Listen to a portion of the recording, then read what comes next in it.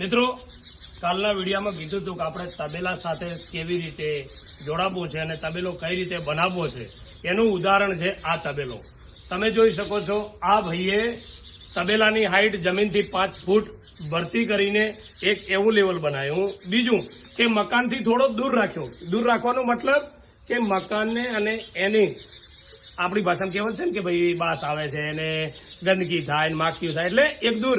બીજું કે તબેલાની સાથે સાથે એક સરસ મજાનું એવું કાર્ય કર્યું છે કે પક્ષીઓના માળા માટે કુંડા મૂકેલા છે. તમે જોઈ શકો છો, એક વિચારધારા, એક એવી સમજણ કહેવાય કે તબેલાની સાથે સાથે પક્ષીઓને રહેવાનો મોકો આપ્યો. અને તમે એક ભાઈની લાઈન જોઈ લો, કેટલી જગ્યા રાખી છે, કેટલી હાઈટ રાખી છે. હાઈટ રાખવાનો મતલબ કે તમારું પશુ કદી લાલ નથી થતું.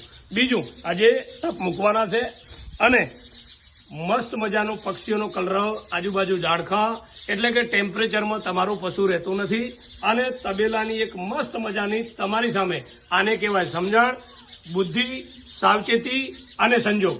આ ઉદાહરણ છે આ તબેલાનું. જય ગોગા મહારાજ.